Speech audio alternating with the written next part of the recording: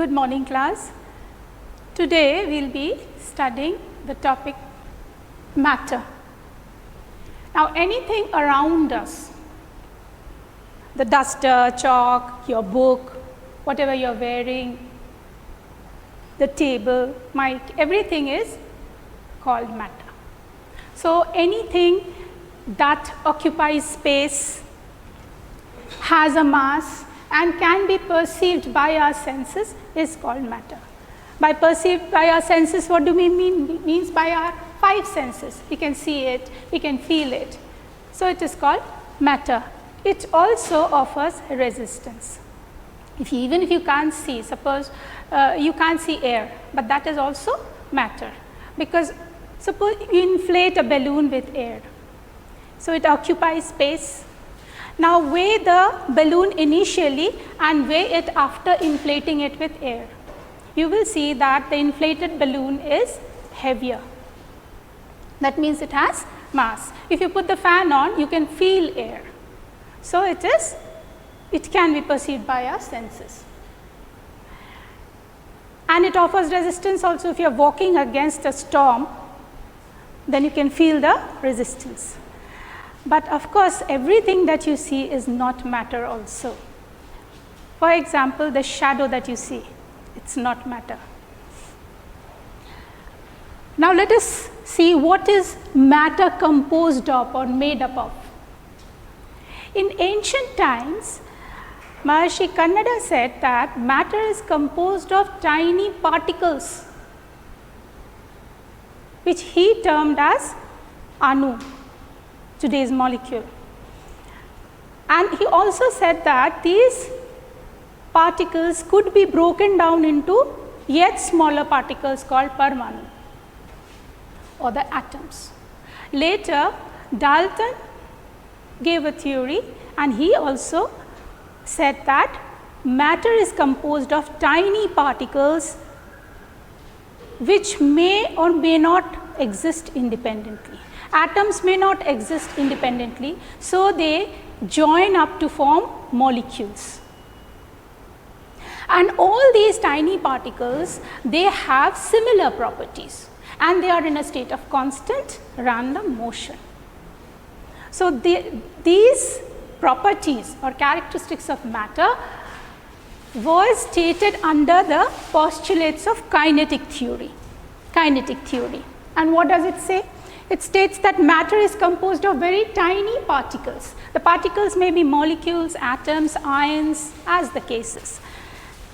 Next is the particles have space or gaps. Constituent particles of a particular matter are identical. Let us do an experiment here. This is potassium permanganate. I have taken a very small speck of potassium permanganate and I am adding it to 1 beaker of water. We can see that if I stir the solution, the whole solution turns pink. Now, I will take out only 5 ml of this solution, little bit of the solution, and I will add to this.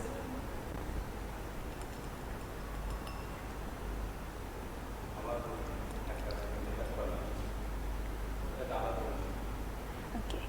We have prepared potassium permanganate solution over here. Just a tiny speck of potassium permanganate we take and we add it to this, stir the solution, and we see that the particles are distributed evenly in the solution. We take out some more solution from here and add it to the second. Then we take out equal volumes from here and add it to the third.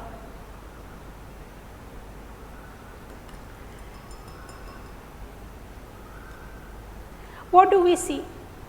We see that the color is faintly, if we take out say 10 ml from here, add it to this, and then we stir this solution, take out another 10 ml and add it to this. We see that this is also slightly pink in color. So, the color gradually fades. That means what? The tiny particles which are present over here, which has diffused in the solution, those particles are carried over here also when we are adding the 10 ml, but they are not, they are identical, they have not lost their character. So, second point, the particles This second point, the constituent particles of a particular matter are identical. They do not lose their property. So, they are identical in all respects. And the third, particles have space or gaps in between them. Space or gaps, what we call is intermolecular space or interparticular space. So, what are these intermolecular space or interparticular space? Suppose we take this and we add some sodium chloride to this. We add some sodium chloride to this. Initially, you will see that the surface of the water increases a little because it has not dissolved. But if we stir this solution completely and the whole of sodium chloride dissolves in it and then we allow it to stand, we see that the solution comes down to its original place. That means the volume is now the same as it was before. So, what happened to the amount of 1 teaspoon of sodium chloride that we had added to it? It entered the space between the particles of water. Water molecules had gaps in between, and in those places, in those gaps, the sodium chloride molecules have entered. That is why the volume has not changed. In spite of adding, we have added it extra volume, but it has not changed. So, the particles have space or gaps in between and they are called interparticular space or intermolecular space. There exists force of attraction between the particles. Now, if the force of whatever tiny particles it is composed of, the molecules, so there is force of attraction between the particles and this is called intermolecular force of attraction. If it is in between the similar type of particles, suppose the particles of water, in between the particles of water, it is called force of cohesion.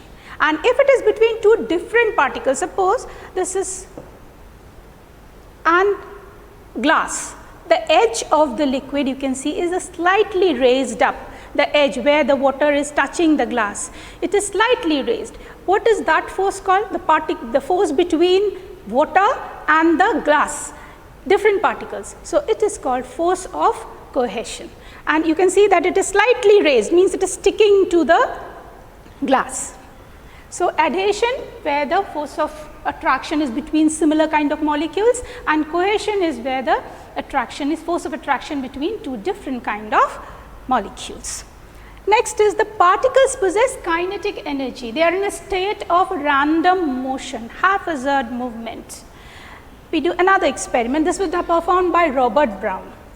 He took some pollen grains and he put it on the surface of water. I have taken some water in a petri dish and some pollen grains are sprinkled on top.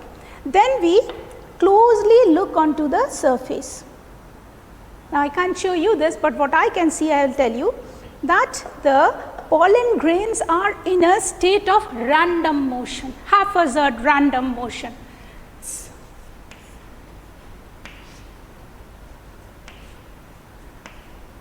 This haphazard motion was first observed by Robert Brown and he called it Brownian motion.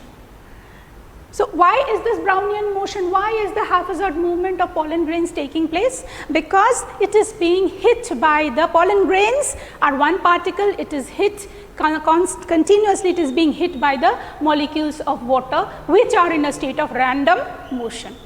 And that is propelling the particles in this zigzag fashion or haphazard fashion, what Robert Brown termed as Brownian movement. The movement can also be seen in gases. When the gases, now I have taken some, this is another experiment, I have taken some iodine and if we heat the iodine, iodine is a sublime substance and if we heat this, we will see that the iodine vapors are formed, that it goes into the gaseous state and the gaseous state diffuses in the atmosphere. You can gradually see the test tube turning pink in color Why is it turning pink in color?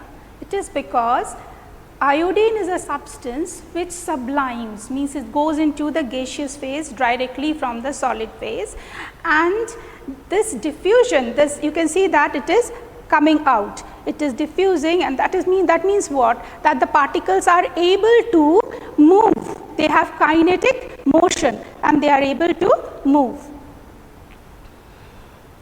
Now, I will just close this and let it be. Later on I will show you diffusion. This was diffusion, also an example of sublimation.